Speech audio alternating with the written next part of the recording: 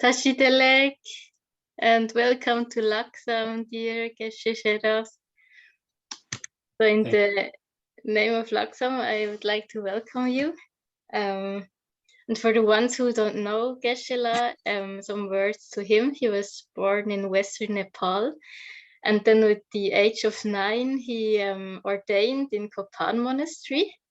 Maybe many of you will know Kopan Monastery. And then he did his Geshe degree in SHERAB Monastery. The Geshe degree, as far as I know, it takes around 20 years. So that's a very high achievement.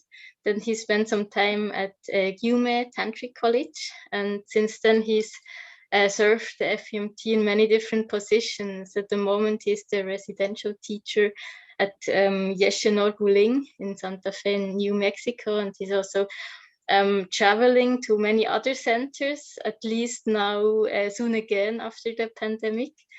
And we have a very special story, we at Lhagsam with Geshe-la, because he was the first teacher who gave a teaching with us before we were even a study group.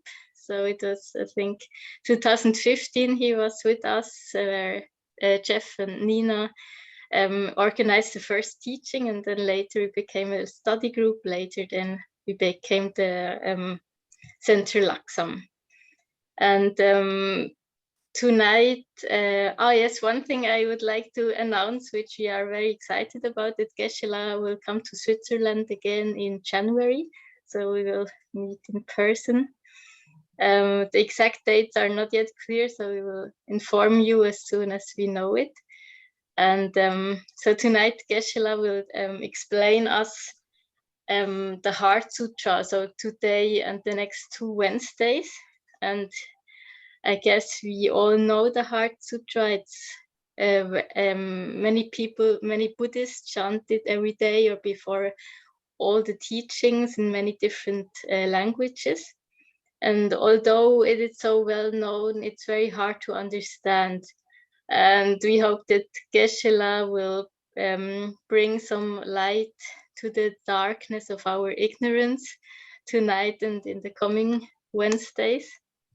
And before we started teaching, we would like to offer a mandala. And for that, I will give my word to Lars.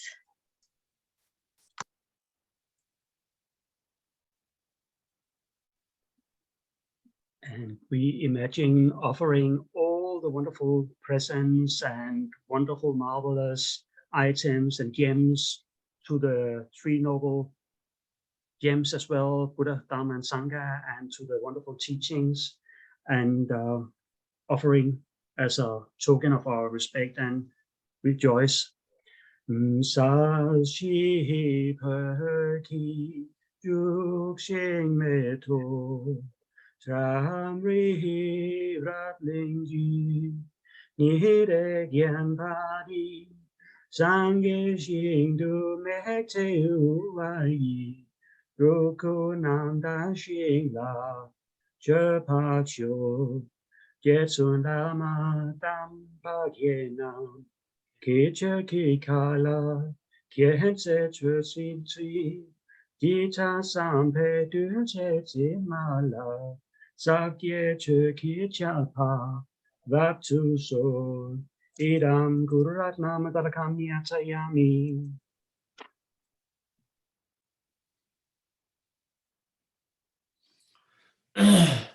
So good evening, everyone. And again, it's thank you for joining, and it's wonderful to see. And I like to start with a short, cultivating short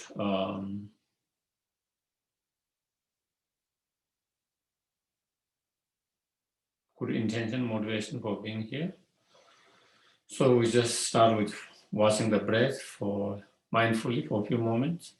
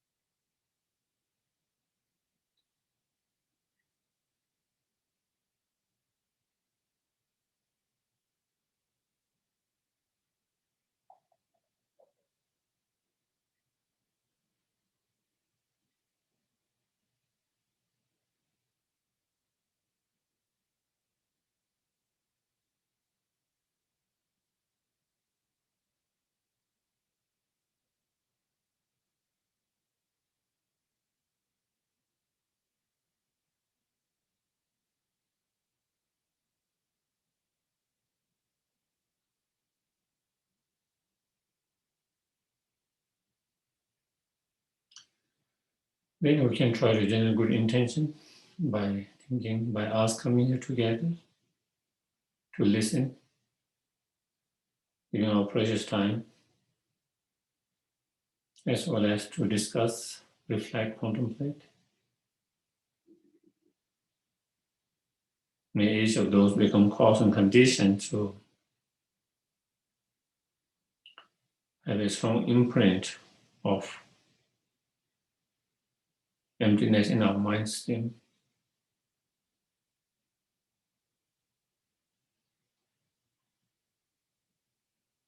To be able to cultivate the wisdom realizing emptiness.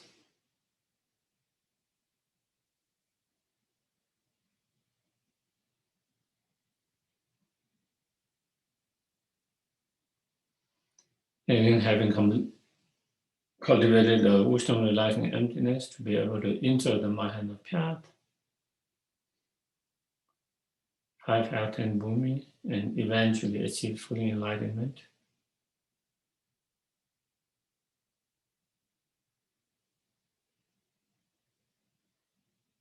So we can be most benefit and help to each and every sentient being.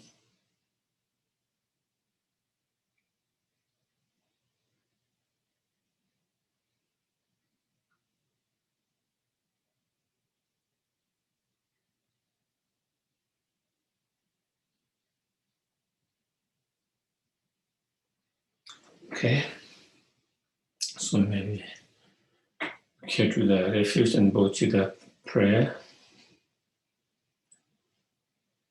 Sangye Chödan Zoki Sonam La Chanchu Badu Dani Gyaku Dagi Chöcheki Sonam Lola Penche Sangye Duba Sangye Chödan Zoki Chanchu Badu Dani Dagi Chöcheki Sonam Lola Penche Sangye Duba Sangye Chödan Zoki Sonam Chanchu Badu Dani Dagi Chöcheki Sonam Lola Penche Sangye Duba.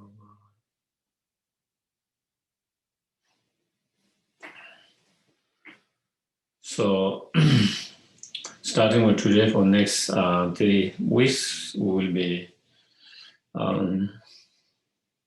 discussing on this quite well-known sutra in all Mahayana traditions, Heart Sutra.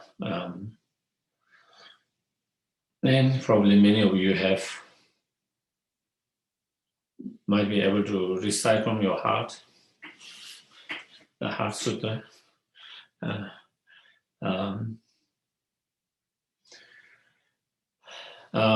So as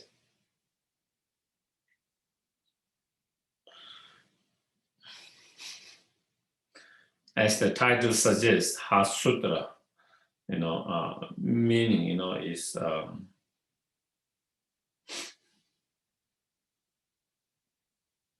among all the different realizations,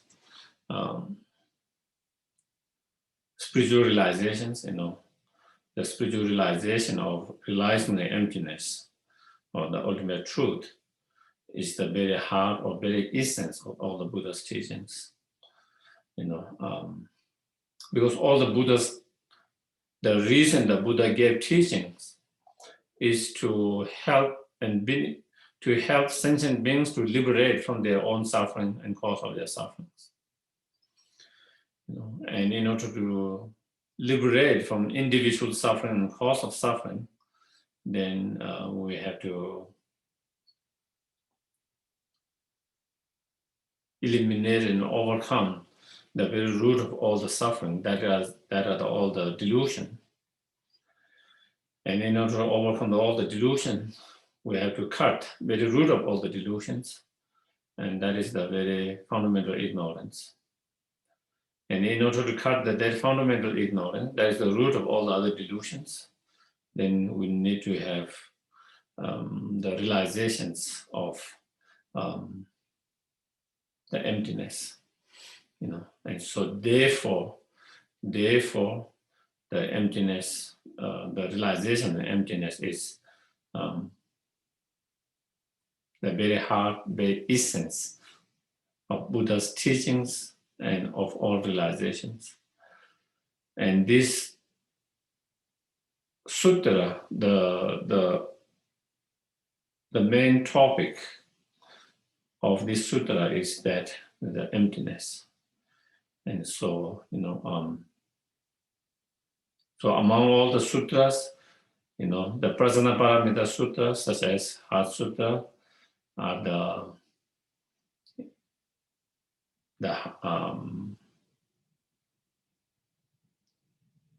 the essence of all the sutras, the heart of all the sutras. The teachings or the emptiness is the teaching of the essence of all Buddha teaching and heart of all Buddha's teachings. So, so that is the main topics,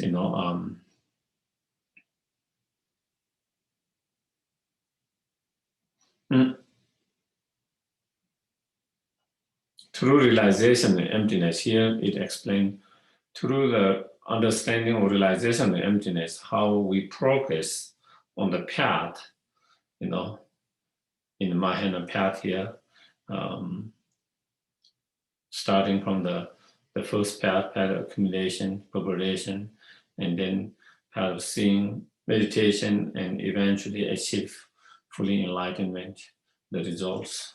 So that is the main topic of that. And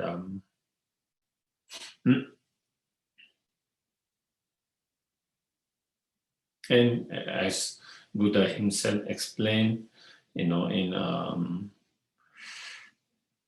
the King of Concentrations, the Sutra of King of Concentrations, he explained, without understanding the emptiness of self and phenomena, there is no way one can achieve nirvana, liberation from all the suffering, delusions. The only way, that is the only way, and there is no other way to liberate from all the delusions and the samsara. And same is conveyed by Nagarjuna, other devas, and all the early Indian masters and Tibetan master Lama Zopa Rinpoche also clearly have mentioned they all through their own experience they have shared and experienced that. So it becomes very important. So that is the top. Yeah. So I think if you go to the text itself,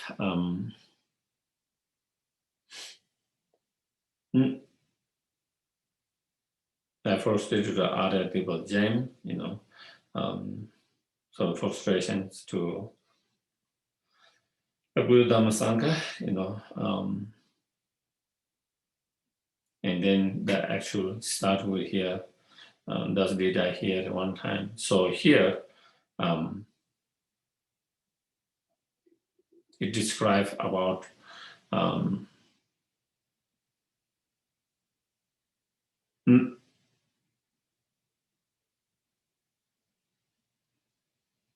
kind of like the introduction to the main sutras, explaining, yeah. So here, when you hear in most sutra or all sutra, you start with "thus did I hear" one time, and that means someone's recalling that they have heard directly themselves from the Buddha. Okay. Of course, with that, what we are understanding is it wasn't written when Buddha was still alive. When the Buddha passed away, then they started to gather, and now our teacher is no more there, and we don't want to lose his incredible teachings. And how should we preserve them? And so they have this Buddhist councils, and and that is when 500 arhats, and so it's not like everyone recalling. All of them has to be arhat, and it's not one person. There is 500 of them, So to make sure that there is no mistake of when someone's recalling, and then make sure that everyone's understand that was the case. So anyway, so thus did I hear one time,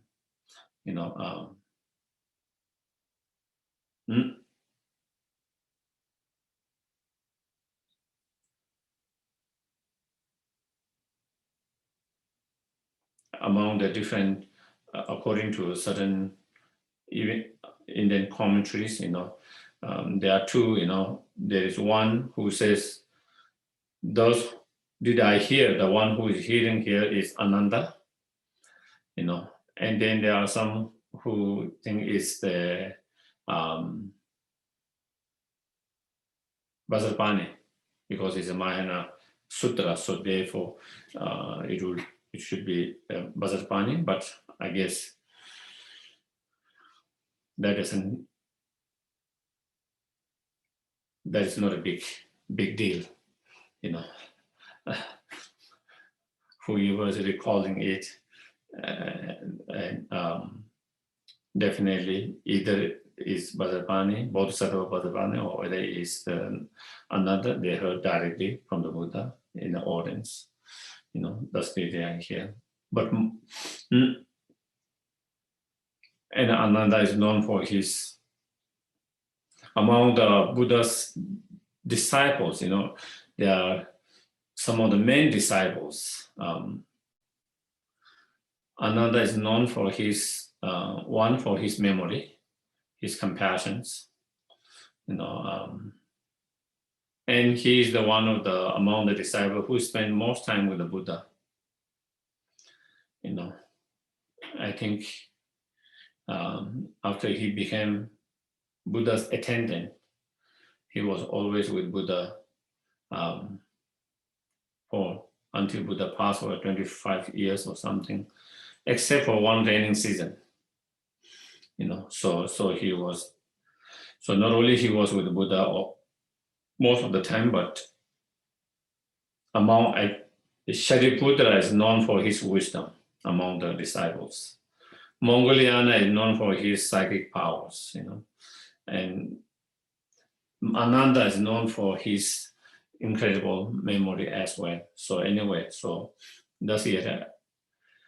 The Bhagavan was dwelling in the mass of Vulture's mountain. So here, Bhagavan, the Buddha, was at that time, was dwelling on the mass of Vulture's mountain. Is one particular places, on top of the small mountains. In Rajgir, in Rajgir, it used to be the capital of one of the king. So in that, not too far away from Rajgir, so in that mass of Vulture mountain, that particular mountain, so that is the place. Together with the great, so it is the wonderful, excellent place, wonderful, excellent teacher, Bhagavan, Buddha Shakyamuni. Each of them have meaning. I don't want to go in details. Why it's from mass of vultures, and there is a meaning of what Bhagavan means, all of that, word by word. I don't think I want to go in all of that details since we don't even have time.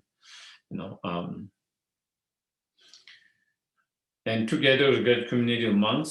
So in terms of the audience, there is a great community of monks, and great community of bodhisattvas, So then also lay practitioners, not only the monks, but also many lay practitioners of great community of bodhisattvas as well. At that time, the Bhagavan was observing concentration on category phenomena called profound perceptions. So while, they were gathered there, the Buddha and his disciples were gathered in that particular place in massive Vulture Mountains. The Bhagavan, the Buddha, showed the aspect of being observed in the concentration category of phenomena called profound perception, meaning a concentrations or samadhi that perceive the emptiness. Okay, profound perception here means that. Profound here referring to the emptiness, the object. Perception here, the subjects that realize that emptiness, and that is a particular samadhi or meditative concentration that perceive the profound emptiness. So Buddha was deep in meditation, when in the deep meditation in that concentrations. Okay. And one of the qualities of the unique qualities, excellent qualities of Buddha is that,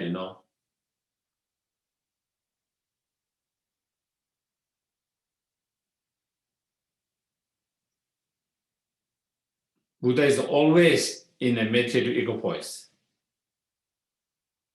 Always. There is no time when Buddha is not in meditative equipoise.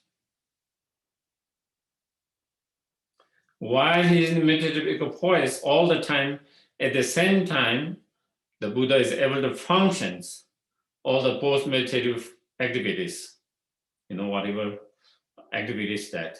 So simultaneously to be able to, there's no separate post-meditative equipoise and meditative equipoise. Unlike like even the Bodhisattva. Bodhisattva, when they are in deep meditative equipoise, they cannot function the post-meditative activities, such as benefiting others through practice of generosity and other practices. But the Buddha is able to do both simultaneously.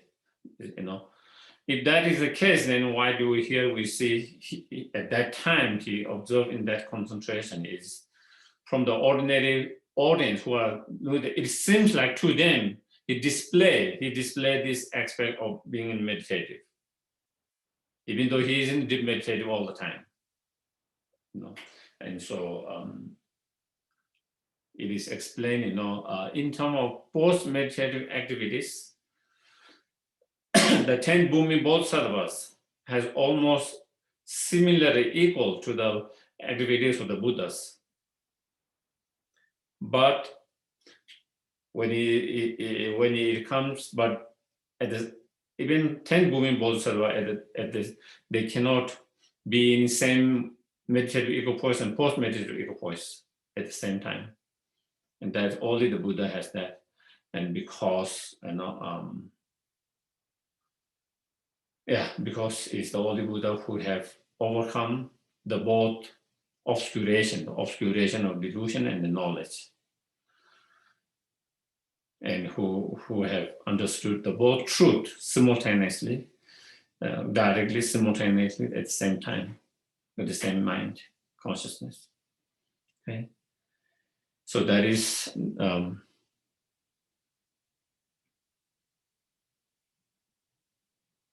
Also at that time, so while simultaneously, while Buddha was kind of displaying this aspect of being in that concentrations, and also at that time, the Bodhisattva, Mahasattva, Avalokiteshvara, Chenrezig, and Bodhisattvas because, cultivating the wish to liberate oneself from all samsara and cause samsara to achieve fully enlightenment. And Mahasattva because, not only one has inspiration to achieve enlightenment just for oneself, but for all sentient beings in order to liberate all sentient beings. Maha means great, great sattva, because not only one have inspiration to achieve enlightenment, but the aspiration to liberate each and every sentient being to fully enlightenment, therefore, in a Mahasattva. Others noble beings, those who are, who have a direct realization of emptiness, in Avalokiteshvara, the Buddha of Bodhisattva. Avalokiteshvara come in two kind of aspects, sometimes in Bodhisattva aspect and sometimes in Buddha. Normally when whether it's Manjushri, whether it's Avalokiteshvara, whether it's Vajrapani, when they come as a retinue with the Buddha Shakyamuni, it is in the aspect of the Bodhisattva, Like sometimes you hear the Buddha and 8 Bodhisattvas, so the material, Avalokiteshvara, Manjushri, Vajrapani, Akanishta,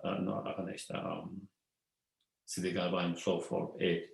So when they are there, then they show so that look upon the very practice of profound perfection of wisdom and beheld those 5 aggregate, also empty of inherent nature, And so he also, contemplate, on the practice of the Bodhisattvas practices, such as 6 perfection, especially here, the practice of profound perfection of wisdom. And while he's contemplate with that wisdom, contemplate the very nature of, ultimate nature of the 5 aggregates,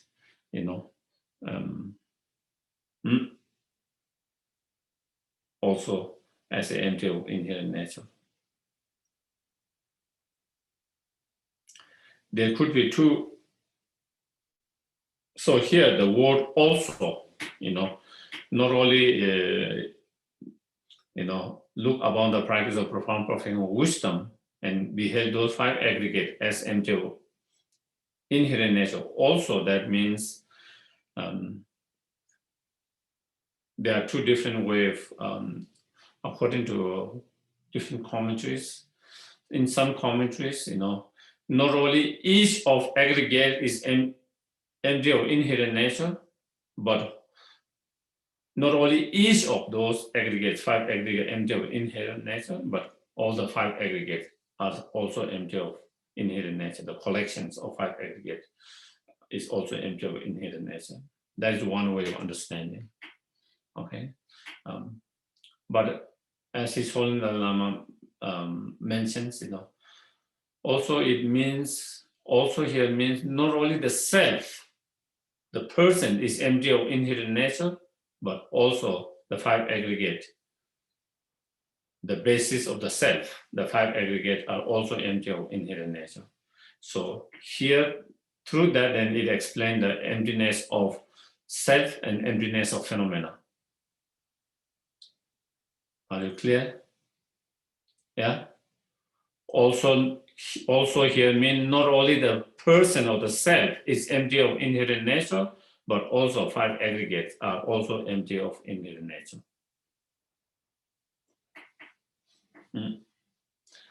So not only the self person is empty, but even the basis to whom the persons refuted as a person on the basis, even those 5 aggregates are empty of inherent nature. Okay, so therefore this word also has a quite profound meaning in that it includes the selflessness of the persons. Then through the power of the Buddha, the Venerable Shariputra said this to the Bodhisattva Avalokiteshvara, So then, here through the power of the Buddha, Venerable Shariputra is asking the questions to Bodhisattva Avalokiteshvara, but that discussions, that engaging that questions, wasn't started by himself, but it was blessed by Buddha to him to start that. So that is what it means through the power of the Buddha, And that is why also this becomes the sutra, is teaching of the Buddha, even though Buddha doesn't actually verbally explain everything, but he started through his blessing, through his power. He made them to engage in this discussions,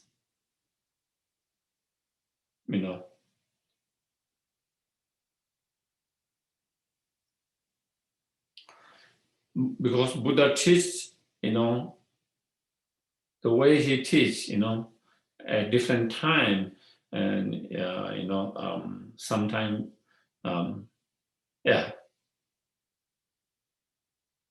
through different, sometime, of course, most time he teach by himself verbally, but there are certain time, when he go in deep meditations, and then through his Ushnisha, then the audience hear the teachings, and in these cases, then he bless someone, he empowers someone, here Shariputra to ask questions, and Avalokiteshvara to engage in discussions, and through that, that is where the teaching starts, So,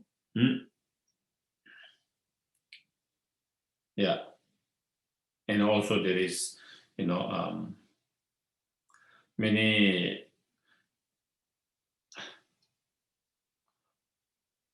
different meaning for the vulnerable one, and according to different commentaries, and also the different meaning why name Shariputra. There is many of that in the commentary. Again, I don't think we need to go all of that. Okay.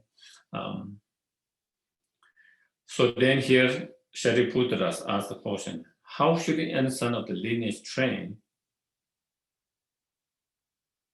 Lineage here, is referring to someone who has the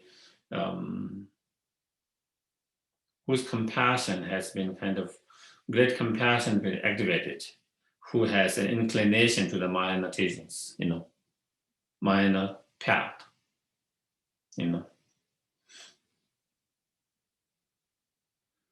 So lineage here, who means someone who has the imprint or their great compassion being awakened, and who have inclination, because of that awakening, inclination towards the Bodhisattva path or Mahayana path, So should any son of the lineage train who wish to practice the activity profound perfection of wisdom, So how should anyone who have that lineage and who wish to practice the Bodhisattva path in general, Bodhisattva path, Bodhisattva's contact, such as its perfection, and especially the profound perfection of wisdom, especially of that, So that was asked. He said that, and the Bodhisattva Master Avalokiteshvara said this to the Venerable Shariputra. Then the answer to his questions given by the Venerable to Shariputra by the Avalokiteshvara.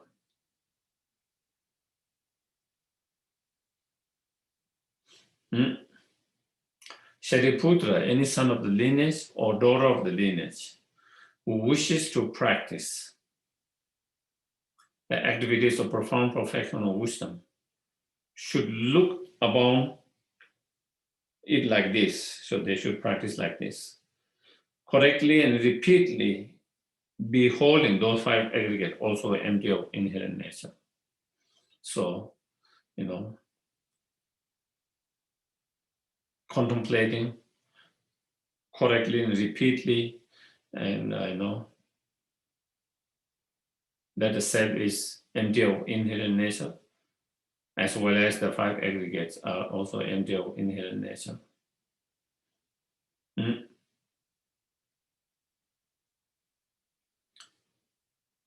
First, by presenting the selflessness of persons. Once you have understanding of that, there is no inherently existing self or persons, then through that realization, understanding, we might not have grasping to the self, but then the aggregate to whom the persons is the basis of the person, the aggregate to whom we kind of, whom the person's level as a person on the basis of that, then that one might get grasping to that, and therefore also not have any grasping to even the basis of that.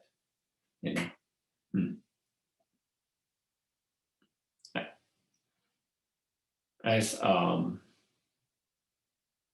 with Nagarjuna, I think in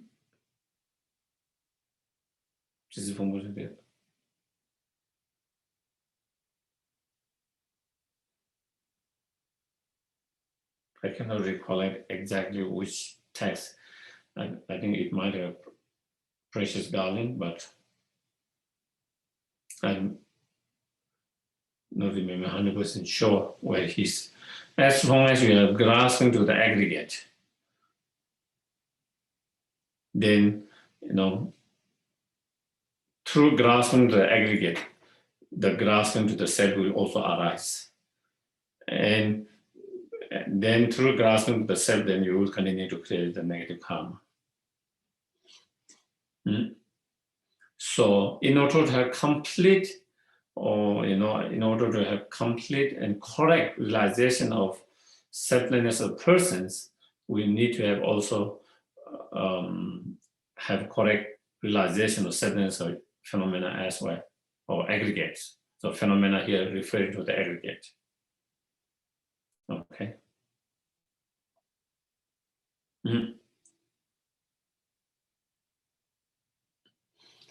So as I mentioned before,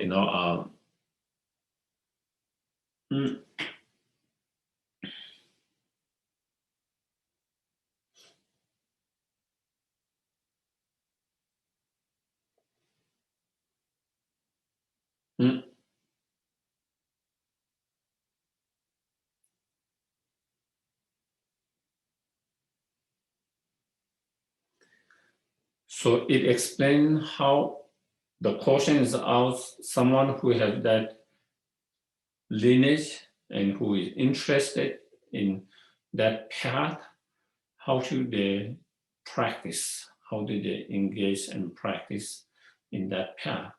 And so the answer is given in that way. So through,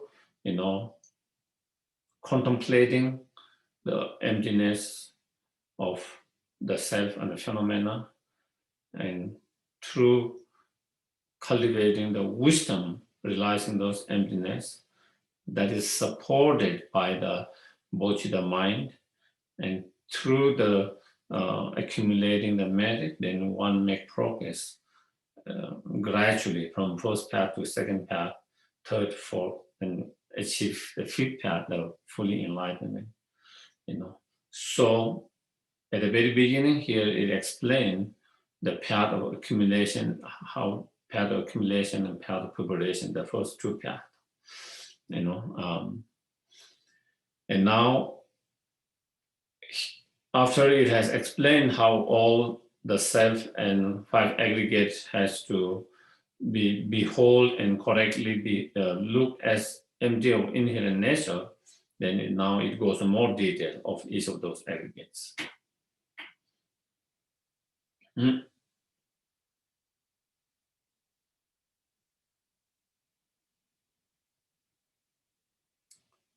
So maybe before we go to the phenomena, the aggregate itself, first the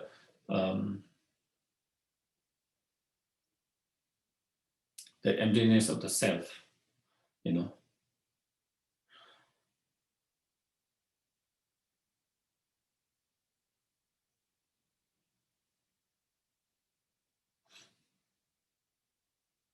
When we think of self, me, I, when we have a sense of holding me, I, or self, there's sense of appearance of inherently existing self existing by itself from its own side. Not only there is appearance of that, the self that exists by itself from its own side inherently, then we also grasp of the way it appears to our mind. Not only there is appearance, then we tend to grasp, apprehend the way it appears to us, believing the appearance, believing that appearance,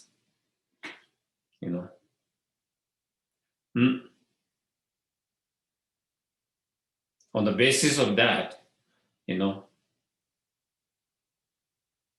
on the basis of that grasping of inherently existing self, then on the basis of that, then there is,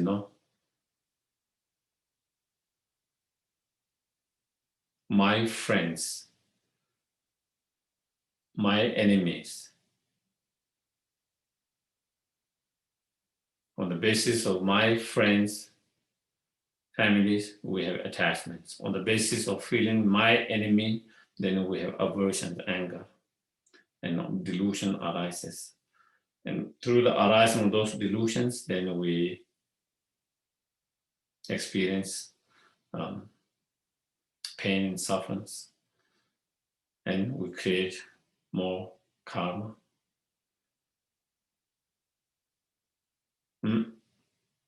And through those delusions, we act those delusions through body, speech, and mind, and we hurt others, harms others. So it hurt us, oneself and others. So that is where, it comes from that kind of self-grasping, the grasping of self, inherently existing self.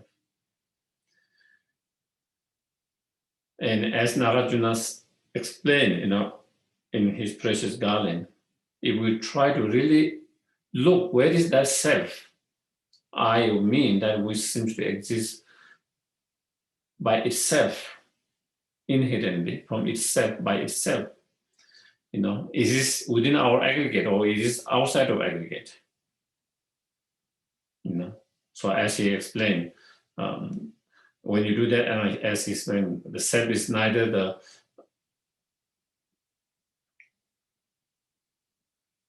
earth element, neither the fire element, neither the water element, neither the air element, neither the consciousness element, neither the space element. If you try to find, of course, our aggregates are made out of those elements,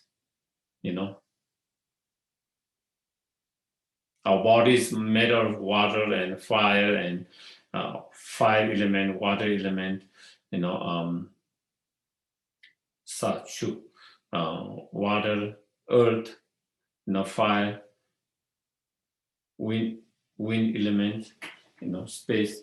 And so if we try to look within each of those elements of our aggregates and the consciousness element, which are the other aggregates, we cannot pinpoint and say, this is me. Our body is not me, our feelings is not me,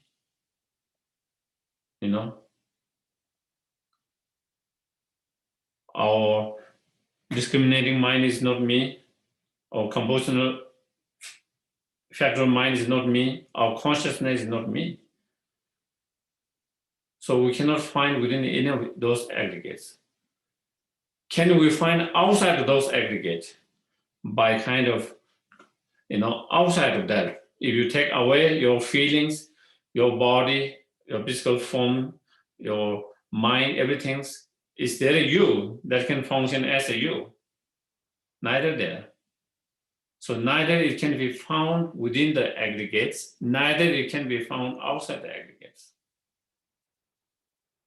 If we really analyze. When we don't analyze, it feels like that, we can find there. But if you really analyze deeply with that kind of analysis, ultimate analysis, then you cannot pinpoint and find it, within the aggregates and outside of aggregate. Therefore, the self is, not inherent existence. Therefore, the self cannot be found by the mind that analyzes the ultimate reality.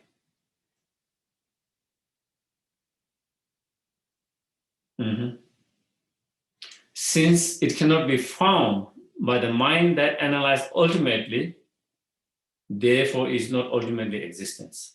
Therefore is not inherent existence.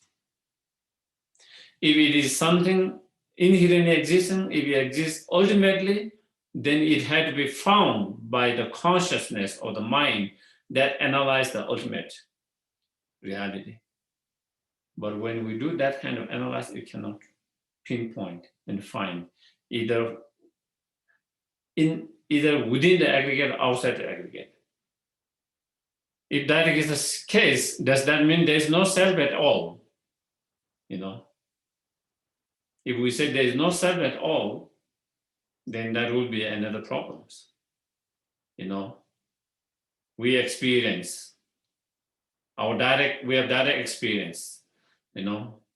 When you go in the sun, we experience heat. If you go if you turn your air condition too strong, you experience cold. And there is a self that goes and goes, comes and goes.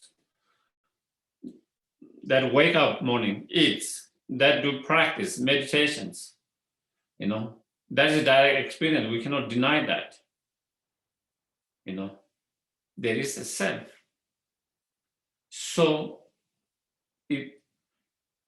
then how does the self exist? The self exists on a merely level, designated level, on the basis of those 5 aggregates coming together. On the basis of 5 aggregating coming together, then we label, even though each of them are not self, even though the collection of them itself is not a self, but on the basis of that aggregate coming together, then we label the self, and that is how. So that self is merely labeled, merely designated on the basis of those aggregates coming together. Even though neither of individual aggregates or collection of them are self, neither there is separate self outside of them, but that is how the are we clear? Yeah.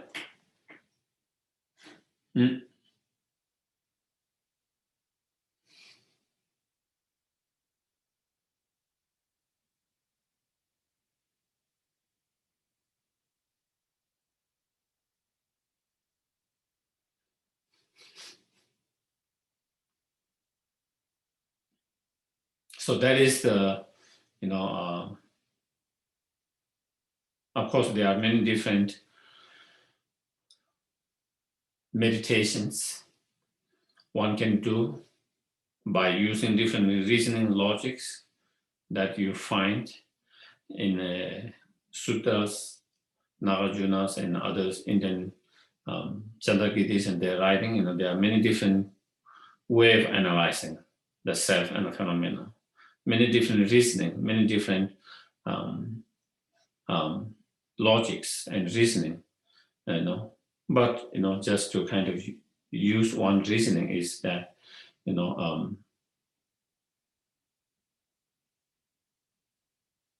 just see when we have sense of self, when we have sense of when we have sense of me or I or self, does that self or I or me appear to you as it's merely designated on the aggregates, or does it appear that it exists by itself? Do you get it? That is the exercise we need to do. That is the meditation. First, trying to see when I have this feeling of me or I or self, how does that self appear to my mind, or does it appear that self appears as a merely level to the aggregates, or does it appear that it exists by itself?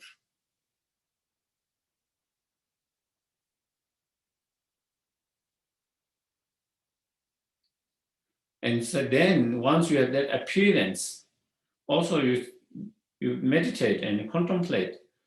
Is that only appearance which your mind doesn't believe it, or then afterwards your mind actually grasps and believes that appearance, and then grasping, there is the self that exists by itself from its own side. The self that is not merely labeled on the aggregates, collection of aggregates, but that exists by itself from its own side. So that is first we have to do that meditation to recognize that with our own contemplation, our own experience, Not because Buddha said, not because Nagarjuna said, but understanding that with our own experience, our own observations. And then we know, oh, absolutely what they say is correct. That's how it appeared to me, and that's how my mind grasps. Then, then those teachings become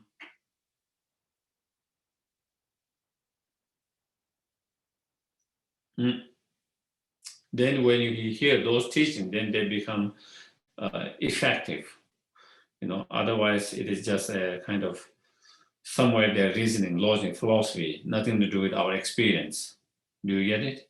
Sometimes we might feel like that when you hear our teaching on emptiness. Seems like it's philosophy, nothing to do with our experience.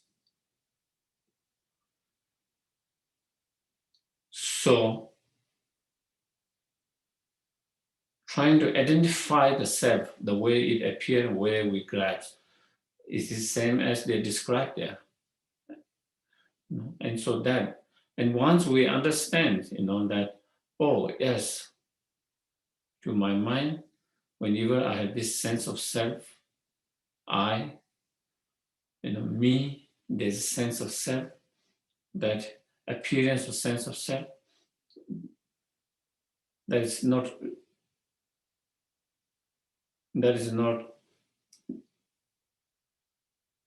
imputed or level on the aggregate, but as it exists by itself. And not only there is appearance, then there is a grasping up towards that way. So once we are able to recognize that, once we are able to identify and recognize that, then next level is, in reality, does the self actually exist the way it appears and the way we are grasping at the moment? And so then that next level of meditation, next level of contemplation is, so now we recognize that is how it appears to our mind, that is how our mind grasps, but in reality, does the self exist the way it appears and the way our mind grasps? And so then that was the next kind of contemplation, next meditation, and so then, if the self exists, by itself, by its own, objectively by itself from its own power, then, when we analyze, we have to find them, within the objects. If something exists from its own side objectively, if we have to analyze, we have to find in each part of those objects. Can we find in each part of those objects or outside of object? Okay. when you talk about the self as existing objectively from its own side, what is that object? You know, if I say this computer exists by itself objectively, what is that object? That object is each of those parts, isn't it? When we think, when we say this computer exists objectively from its own side, where is that object that exists from its own side? What is that object? It's those parts. Similarly, when you think about the person, the self existing by its own side objectively, then where is that object? You know, it should be either aggregate or outside of the aggregate. And then, as we mentioned before, then doing, you know, is my body the self? Is my feeling the self with each of those aggregate? You know. So then neither of each of them is there, the self. Neither you can find self outside. If you take away your body, your feeling, your mind, is there a self? There is no self. If you take away all of that, neither is outside. And so therefore you understand all. Even to this appearance and grasping that in reality, there's no self that exists by itself, objectively by itself. You know, there's no self that exists by itself, objectively. And so therefore that appearance is a mistaken. And that grasping is a mistaken. Then we come to understand that appearance and that grasping is a mistaken. Once we realize that appearance and grasping the mistaken, then we begin to understand why that grasping is ignorance, mistaken mind. You know, before we say it is ignorance, but we cannot feel why it is ignorance. Why it is mistaken, we cannot feel. When we come to that, then we begin to understand, oh, that is why it is deceptive. Why is ignorant? Why is mistaken? And why that mistaken mind is the root of all other delusions.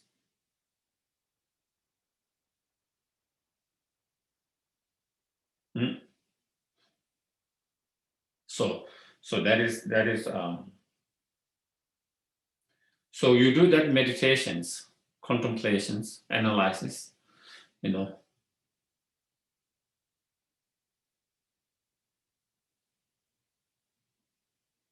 Whether the self can be found within the aggregate, outside of the aggregate. And if it cannot be found within the aggregate and outside of the aggregate, therefore, if it cannot be found within the aggregate, outside of aggregate, then it can't be existing by itself from its own side, objectively. Therefore, it can't exist inherently, ultimately.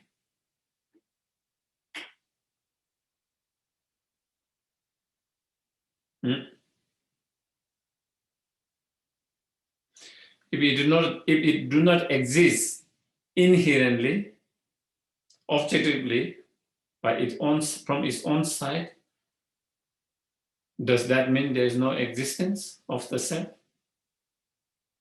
And then the next contemplation, next meditation is that. Then, you know, if that is the case, does that mean there is no self? If there is no self, when you analyze, you cannot find within the aggregate and outside. If that is the case, then does that mean there is no self? Then again, as I mentioned before, you know, we cannot deny there is no self, because if there is no self, then there is no reason to practice. There's no reason to study. There's no reason to achieve enlightenment. All of this become useless, and you know.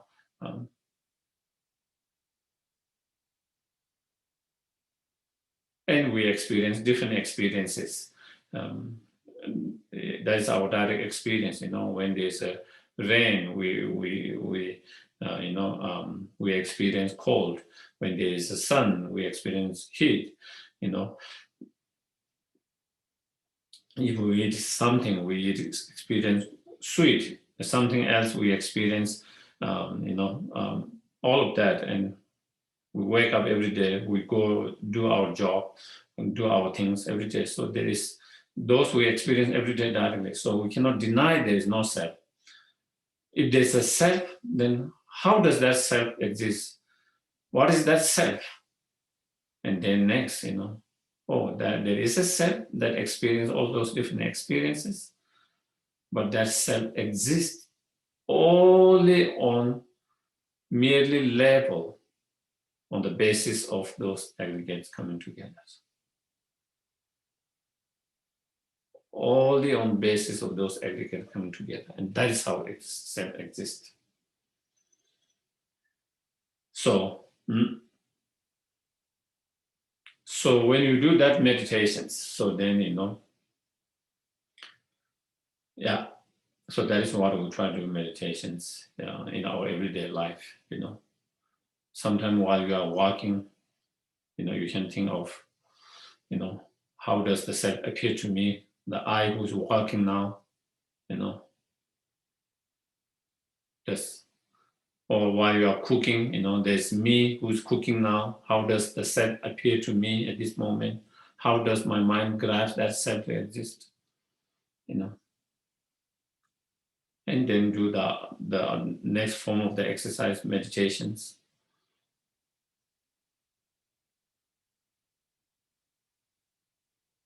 So first, we do the meditation on emptiness. How things do not exist. Okay. Then we meditate on how things exist. Do you get it?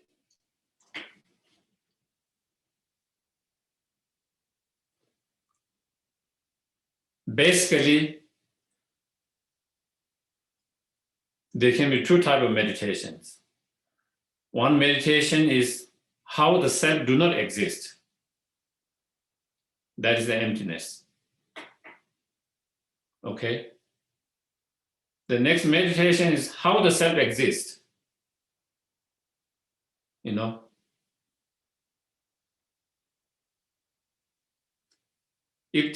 If the self does not exist in that way, then how does the self exist?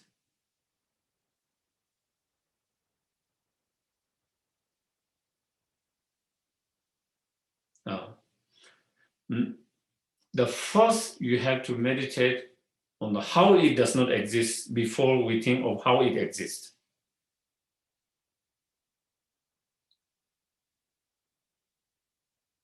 Do you get it? Even though whether we contemplate, meditate how it exists or how it does not exist, even though they both are realizing the nature of that same object, same phenomena, okay? Better understanding of the same object, better understanding of the nature of the same object, whether it's the self or it is a phenomenon. But there's a difference, way of understanding it. Maybe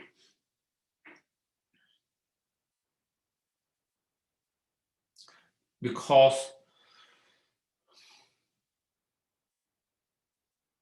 okay,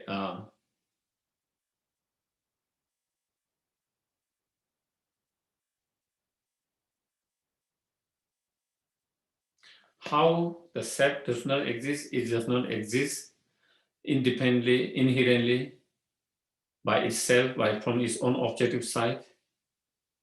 And that is how it does not exist. And the way it exists is by depending on other factors.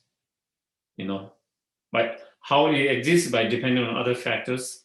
Here, in the self, it exists by depending on the five aggregates, coming collections of five aggregates as the basis, and then on the basis of that five aggregate, the thoughts, the mind leveling, giving a designation as the self. By depending on all these factors, that is how it exists. Dependent arising. one of the things, we have difficulties, sometimes we have this, we feel, why we talk about emptiness, how it does not exist? Why don't we just talk about dependent arising? It seems to be much more easier, isn't it?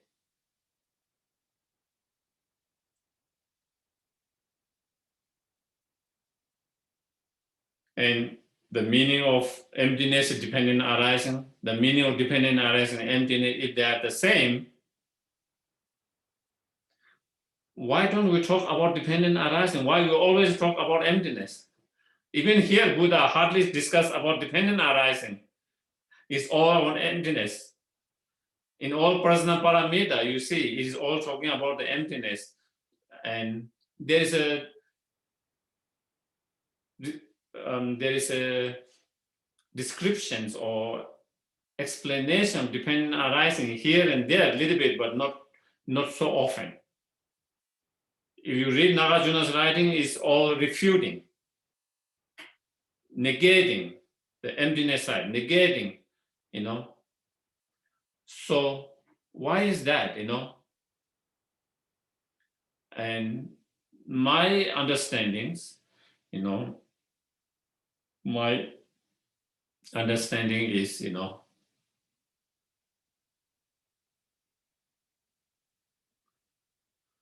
because there are two extremes, okay? The extreme of existence and extreme of non-existence. In order to have realization in emptiness, we have to find a middle way, free from those two extremes. Okay? And among those two streams, the problem with us is the extreme of existence. We don't have problem of non-existence, but not much. I don't feel there is no self. I don't feel there is no computer. I don't feel there is no light. I don't feel you are not there. When I'm eating, I don't feel there's no food. When I'm hearing some sound, I don't feel there's no sound. We don't have that much problem with the stream of non-existence in our everyday experiences. What we see, what we hear, what we smell, what we taste, what we bodily we experience in our thought. The most problem we have is extreme of existence. When I see myself, I see inherent existence. When I see the computer, I see inherent existence. When I see the light, I see inherent existence. When I see something, I see inherent existence. When I hear something sound good or bad, I see it inherent existence. When I smell something good or bad, I smell it inherent existence bad or inherent existence good. I taste food, and there is a, I see it inherent existing, all of that. So our problem is the extreme of existence. So that need to the extreme of existence has to be, because that is the main problem, because that is the biggest problem that need to be destroyed, that extreme. And the way to destroy that extreme is from negating what we believe to be exist. Do you get it? That is why the emptiness emphasizes so much, and dependent arising is the way it exists, and that is not so much emphasizes, even though that is the same. So, because sometimes we feel, dependent arising is much more easy to understand. Why don't we just think of dependent arising? Why don't we just talk about dependent arising? Emptiness seems to be more complicated. Why we talk about emptiness? Why we meditate on emptiness? Why can't we meditate on dependent arisings? Because of our mind. The problem is not with the extreme of non-existent. The problem is with the extreme of existence. That is the main problem. And to destroy that, the negations part become very important. The negation part, the emptiness is that negation part, you know. Negating everything that do not exist, but you believe to exist. You know, that things do not exist, but our mind believe to exist. Our mind cling to exist, and that has to be negated in order to free from that kind of extreme, free from that. And so that is where the emptiness or negations emphasize so much.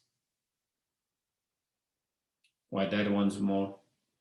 Unless we go through that negations, just dependent arisings, without going through the negation part, just by presenting the dependent arising, we will not be able to overcome that extreme. You know, I can see, okay, I put a seed, you know, and then water, fertilizers, and then plants started to grow, you know, and then flowers, leaves, fruit. I can say dependent arising there. Do you get it? Cause and conditions, how each of those different cause factors lead to that. But if I have not gone through the negation part, still there is no inherently existing cause, seed, producing inherently existing plant.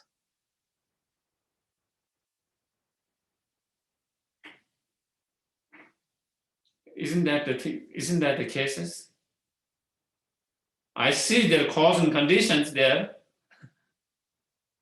The seed and the water, or everything giving rise to the plant, but still my grasping is inherently existing seed giving rise to an inherently existing tree, fruit, all of that. So having that understanding of dependent arising didn't really destroy your ignorance or misgrasping of things to exist inherently.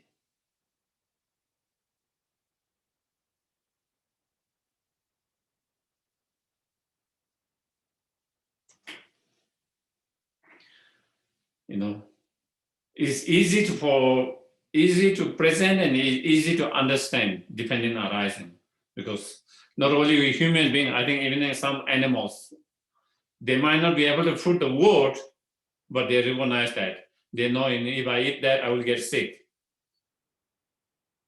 They avoid certain plants because they know that it will make them sick. And they eat certain plants because they know that it will cure them when they have some problems. You know? Or when they make a mistake, your cat, your dogs, you know, make a mistake when you come and they feel guilty, you know, the way they express, because maybe they know they make mistake and probably you will shout them. So they might not be able to put the word cause and condition, but they have that understanding cause and conditions depending arising in some way. But just by that itself, that understanding of dependent arising of cause and condition itself, cause and effect, is not able to destroy our fundamental ignorance. That is the root of all the delusions.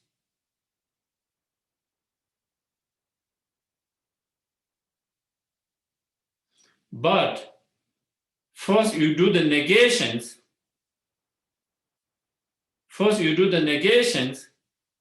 And then you do the how it exists by depending on cause and other factors.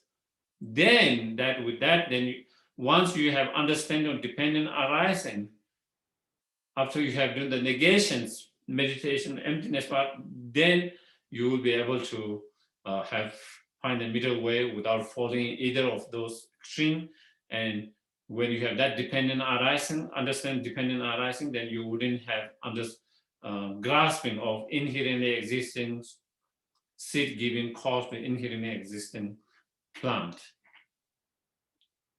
You will see is non-inherently existing seed giving rise to non-inherently existing plant. So you see, and so then we don't get to the, misled or misguided or deceived. Because, I keep hearing a lot of time, everyone, a lot of people, why we not discuss dependent arising? Why emptiness,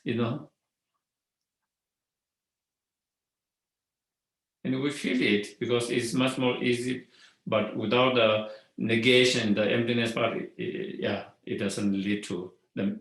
It will not lead to the finding the middle way. So finding the middle way is both the negation part as well as affirming how it exists, how it does not exist and how it exists. By understanding both of that, how it does not exist and how it exists, then you find the full or total nature of that phenomena, and which is free from both extremes. So I think that can be your meditation every day in your daily life, and you can apply that meditation, of course, on the cushion, absolutely. But even when you are eating, even while you're walking, you can contemplate, And I personally sometimes find I like to walk, and especially I think a lot, and I find very helpful while walking, contemplating and thinking about those things.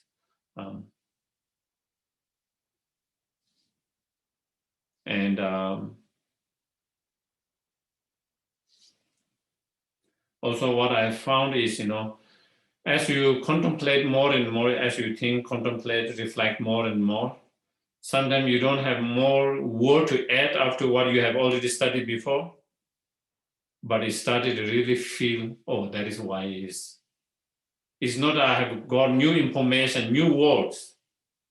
Before, you feel, yes, but, there is always this kind, You hear and it makes sense, yes, but there is always kind of little bit of but, but what about this? But this, you are not 100% convinced. Do you say it? From one side of mind, you are still not 100% convinced, even though you don't know any reasons, but you can't kind of feel convinced 100%. But as you reflect, contemplate more and more, then you begin to kind of, with the same kind of analysis, with the same kind of reasoning, with the same kind of investigation, examining, then you begin to feel, more and more of how true it is of that, those teachings and those explanations, and so then then it is not just because the Buddha or the great master says, but because through your own contemplation, your own examination, you have begun to feel that way, Okay, so any questions? We have a few minutes, so. Yes, Geshe-la, Yes, I have a question. Yes, please. So when I analyze the aggregate of consciousness, I find that it has an ability to cognize. It has a life force, life energy that is permanent. It does not depend on anything as long as I live. Isn't that the self? Mm-hmm. So I think, you raised a good questions, because this is this is one of the big discussions among the different Buddhist school of thoughts. Mind only school thought, when they try to find the self, they find in mind basis of all. They say that. In Madhyamika, so Tantric Madhyamika, they don't accept the mind basis of all, such 8 consciousness, they only accept 6 consciousness. So then they find within the 6 consciousness, okay? Because of course, sense consciousness dissolve, but the mental consciousness continue life after life. But and then some others, the continuity of the aggregates like that. But Prasangika Madhyamika, refute all of them. And so from their point of view, you cannot pinpoint and find within any of, even in the 6th mental consciousness, okay, even though because if you talk about consciousness, even is one moment of consciousness, even one moment of consciousness is made of many parts. There's one way of looking. Without the, first of all, without the object, there's no consciousness. There's no I consciousness perceiving the computer, there's no computer. There's no mental consciousness perceiving the emptiness if there's no emptiness. They are mutually dependent arising. There's object because there's a biological cognizer which perceives that. There is that consciousness because there is an object, and that subject perceives that object. So they are dependent on each other. So they cannot exist independently, isolated by themselves without depending. Any consciousness, and it cannot exist isolated independently without depending on the object that it perceives. Whether it perceived correctly or incorrectly, it doesn't matter. But there is the object that is perceived. So from that point of view, therefore, it cannot exist independent inherently by itself. It's always dependent on other factors. Secondly, even we talk about a particular, any consciousness,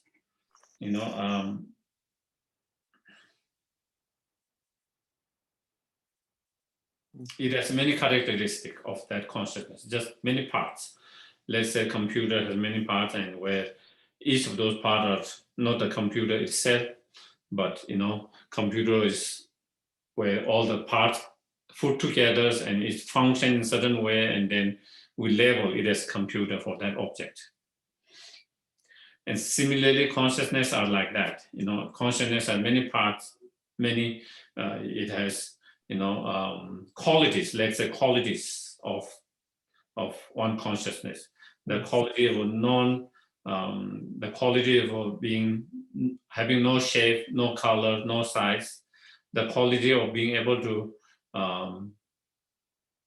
perceive, or knowing, the quality of clarities, And among all these qualities, is this clarity that particular mind? Is this the knowing that mind? Is that the non-size or color objective or quality that mind of that?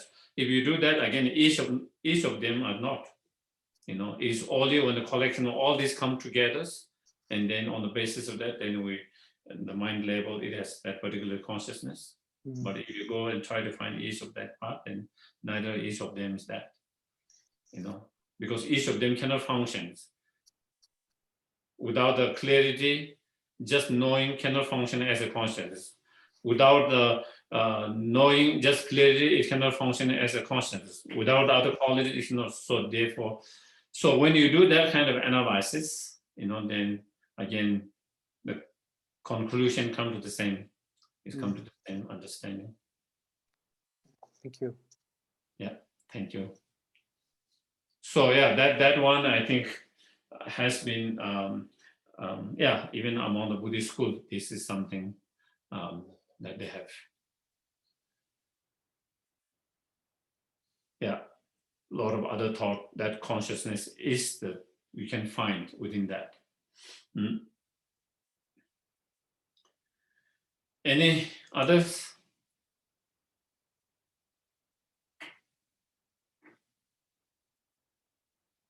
If not, then we can do the dedications. Yeah.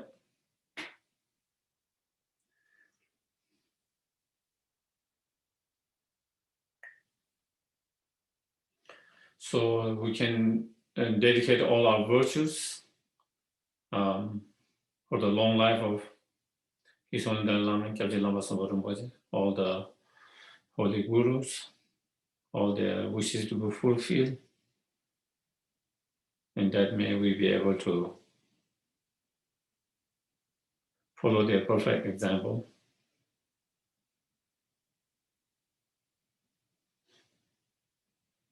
Kangre Rave Kore Shengam Te, Pendang Dewa Malu Chungwe, Jeren Singwa Tenzin Gyato, Shabe Site Patu Tenjo, Tudu Jansin Jangun Gyave, Zinjong Pe Kunsato, Chosong Ue Lim, Tudu, Lazo Duje, Wendu Shaben.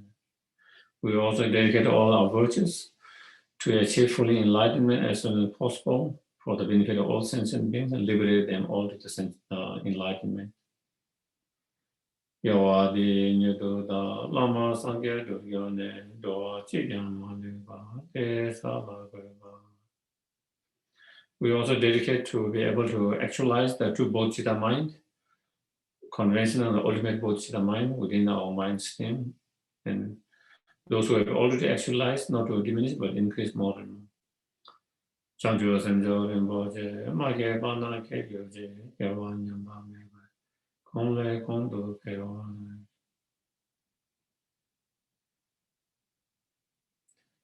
Thank you very much, everyone. Thank you. Good evening. Tuchiche, Geshe-la.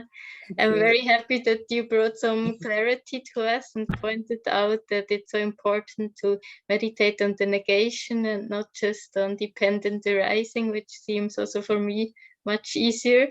And I'm happy to see you next week again with us.